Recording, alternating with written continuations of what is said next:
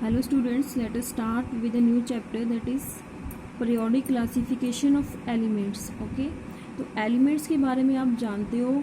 अब क्लासिफिकेशन क्या है. अब एलिमेंट्स आपको पता है, पीरियोडिक टेबल आपने देखा होगा. टोटल 118 एलिमेंट्स नोन है अर्थ क्रस्ट पे इस टाइम. तो इतने सारे एलिमेंट्स को याद करना बहुत मुश्किल है, उनकी हर एक एलिमेंट की प्रॉपर्टी को याद करना बहुत मुश्किल है. ठीक है, तो इस चीज़ के लिए ही काफ़ी सारे अटैम्प्ट्स आए, साइंटिस्ट्स ने अटैम्प्ट दिए ताकि इनको क्लासीफाई किया जाए एक टेबल में. ठीक है, आज से 200 साल पहले सिर्फ 30 एलिमेंट्स नोन थे, सिर्फ 30 एलिमेंट्स नोन थे. तो इतना मुश्किल नहीं था उनको याद करना या उनकी प्रॉपर्टीज़ को याद करना. ठीक है, बट जैसे जैसे एलिमेंट्स बढ़ते गए तो साइंटिस्ट्स ने क्या किए, काफ़ी सारे अटैम्प्ट किए ताकि इनको क्लासीफाई किया जाए. तो सबसे पहला जो अटैम्प्ट था वो था डॉबल-नाइट राइट्स. ठीक है, डॉबल-नाइट साइंटिस्ट था. 1829 में उसने अटैम्प्ट, ठीक है, किया. उस टाइम कितने एलिमेंट्स नोन थे? सिर्फ 30 एलिमेंट्स नोन थे उस टाइम. तो इसमें उसने क्या बताया, when elements are arranged in order of their increasing masses in groups of 3. मतलब इसमें क्या किया गया, एलिमेंट्स को इंक्रीजिंग मासेस, मतलब जैसे जैसे एटॉमिक मास बढ़ता है ऐसे इस सीरीज़ में अरेंज किया और 3-3 एलिमेंट्स का ग्रुप बनाया, जैसे ये बनाया हुआ है. ठीक है, 3-3 का. Then the arithmetic mean of the atomic masses of first and third element is formed approximately equal to the atomic mass of the centred element. क्या मतलब है, सिर्फ 30 एलिमेंट्स नोन थे, उसने क्या किया, उनको इंक्रीजिंग ऑर्डर में रखा, increasing order of there masses. ठीक है, अब जैसे यहाँ पे लिथियम, सोडियम, पोटाशियम, लिथियम का मास कम है, फिर सोडियम, फिर पोटाशियम. क्या किया इसने, जैसे लिथियम है और पोटाशियम, फर्स्ट और थर्ड एलिमेंट का जो एवरेज है, ठीक है, जैसे ये निकाल लिया, 7 है लिथियम का, 39 है पोटाशियम का, इनकी जो एवरेज निकलेगी, ठीक है, 30, तो वो जो मास आएगा वो आएगा सेंटर वाले एलिमेंट का. ऐसी कैल्शियम, स्ट्रोंशियम, बेरियम में, ठीक है, 40 + 132, फर्स्ट और थर्ड एलिमेंट का जो एवरेज है वो निकल के आएगा किसका मास, स्ट्रोंशियम का, 825. ऐसे ही क्लोरीन, ब्रोमीन, आयोडीन का निकाला. ठीक है, तो इस तरह से उसने ट्राइड मीन्स 3 का ग्रुप बनाया एलिमेंट्स का. और एटॉमिक मास जैसे सेंटर वाले का है तो किसका एवरेज होगा, फर्स्ट और थर्ड का. तो ये बताया था डॉबल-नायर ने. उसके बाद आया Newlands law of octaves. Newland law of octaves, octave means 8. ठीक है, तो 1866 में ये उसने अपना अटेम्प्ट दिया. उस टाइम सिर्फ 56 एलिमेंट्स नोन थे. ठीक है, क्या बताया इसने, if elements are arranged in increasing order of atomic masses. अब इसने भी कैसे रखा था एलिमेंट्स को, in increasing order of their atomic masses. इसने भी if elements are arranged in increasing order of their atomic masses then properties of every eighth element was found to be similar to its respective first one. अब जैसे first से लेके 7 तक इसने क्या रखा, एलिमेंट्स को अरेंज किया इन increasing order of their atomic मास, मतलब एटॉमिक मास को इंक्रीजिंग ऑर्डर में एलिमेंट्स को अरेंज किया. उसके बाद 7 को एक रो में रखा, उसके बाद जो 8th था उसको फिर अगली रो में रखा. ठीक है, तो फर्स्ट और 8th है जो, इनकी प्रॉपर्टीज़ क्या थी, बिल्कुल सिमिलर. मतलब कोई भी एलिमेंट है उसके 8th नंबर पे कोई एलिमेंट आएगा तो उसकी प्रॉपर्टी उसके साथ सिमिलर होगी. जैसे बच्चे ये सुर होते हैं, सारे, गामा, पाधा, निसा. ठीक है, तो सा से स्टार्ट होता है तो 8th नंबर पर फिर जाके सा आता है. तो ऐसे ही ये एलिमेंट्स थे, इन जो फर्स्ट एलिमेंट है उसके 8th नंबर पे जो भी एलिमेंट आएगा उसकी प्रॉपर्टी उसके साथ सिमिलर होगी. ठीक है, तो ये बताया न्यूलैंड लॉ ने. तो इसकी भी कुछ ड्रॉबैक्स और लिमिटेशंस थी. ठीक है, क्या थी, नॉट एप्लीकेबल आफ्टर कैल्शियम. ठीक है, जो कैल्शियम है जिसका 20 एटॉमिक नंबर है, इसके बाद वाले जो एलिमेंट्स हैं उनके लिए ये चीज़ें बिल्कुल भी एप्लीकेबल नहीं थी, उन पर हम अप्लाई नहीं कर सकते थे इन चीज़ों को. या फिर ओनली 56 एलिमेंट्स एग्जिस्टिंग नेचर, उस टाइम सिर्फ 56 एलिमेंट्स एग्जिस्ट करते थे नेचर में.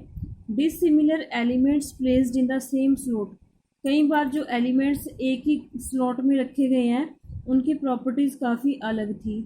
उसके बाद similar elements were placed in different slot, कई बार अलग अलग स्लॉट में एलिमेंट्स रखे हैं जो उनकी प्रॉपर्टीज़ आपस में सिमिलर थी। तो ये कुछ लिमिटेशंस या ड्रॉबैक्स थे उनके।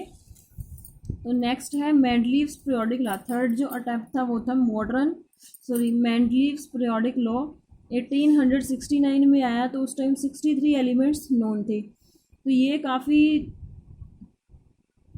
जो पीरियोडिक टेबल है अब तक मतलब काफ़ी ज़्यादा एप्लीकेबल रहा एलिमेंट्स के लिए।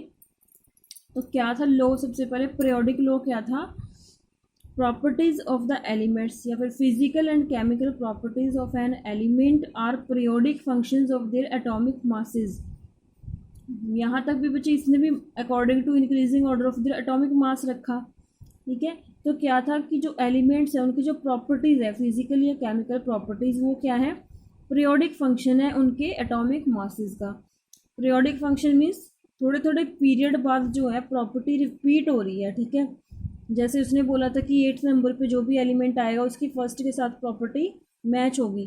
तो इसी तरीके से उसने भी बोला कि पीरियोडिक फंक्शन है एटॉमिक मासेस का जो उनकी फिजिकल या केमिकल प्रॉपर्टीज़ है। तो 63 एलिमेंट्स नोन थे। उसने क्या किया, एक शीट ली, बिल्कुल ब्लैंक शीट ली, उसमें क्या किया उसने, जो एलिमेंट्स है सबसे पहले तो एलिमेंट्स को अरेंज किया खुद। ठीक है, increasing order of their atomic masses में, कि जिसका लोएस्ट एटॉमिक मास है उसको फर्स्ट नंबर दिया गया, उसके बाद उससे ज़्यादा है जो, और लास्ट में सबसे जो हाईएस्ट एटॉमिक मास था उसको प्लेस किया गया।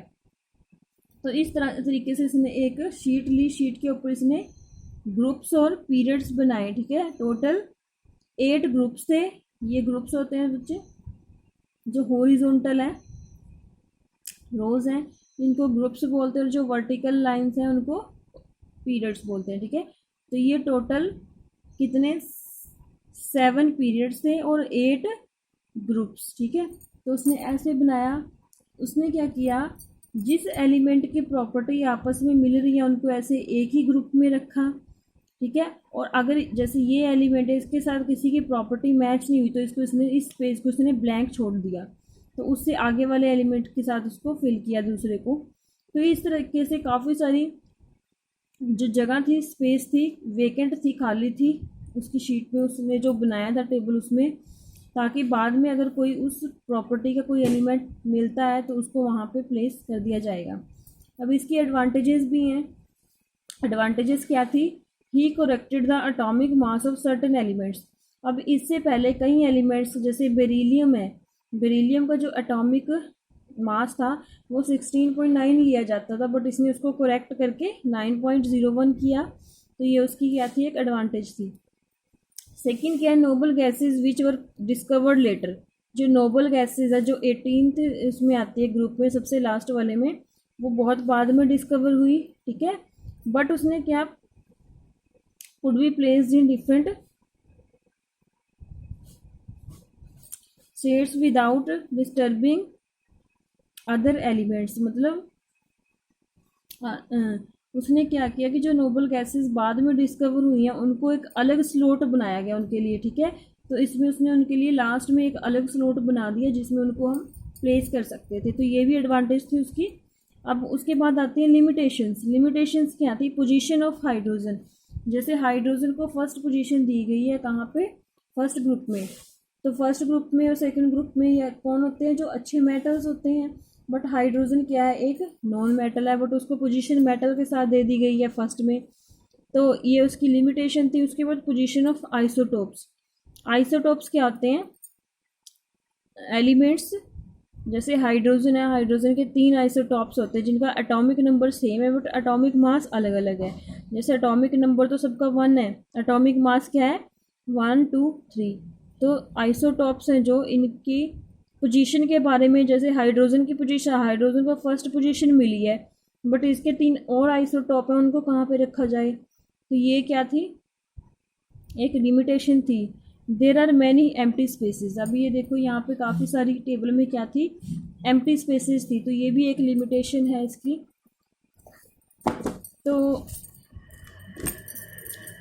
एक थोड़ी बहुत कंट्रीब्यूशन और करते हैं, सिस्टेमेटिक स्टडी ऑफ एलिमेंट्स। अब ये देखो, ये याद करना है आपने, जो पीरियोडिक टेबल बनाया था उसमें क्या था, ग्रुप्स और फैमिलीज़ बनाई गई। टोटल 6 पीरियड्स और 8 ग्रुप्स थे उस टाइम, ठीक है। और ग्रुप्स को ए और बी की फॉर्म में लिखा गया था। तो यही था बच्चे, आज के लिए इतना सफिशिएंट है। नेक्स्ट हम मॉडर्न पीरियोडिक टेबल करेंगे। मॉडर्न जो अब भी चल रहा है वही पीरियोडिक टेबल, ठीक है, उसकी क्लासिफिकेशन करेंगे, प्रॉपर्टीज़ वगैरह करेंगे। तो आज के लिए इतना सफिशिएंट। ये एक हिस्ट्री है बच्चे, इसको याद करना है आपने, जैसे मैंने समझाया है। कोई दिक्कत आ रही हो तो आप पूछ सकते हो कभी भी, ठीक है। Thank you so much.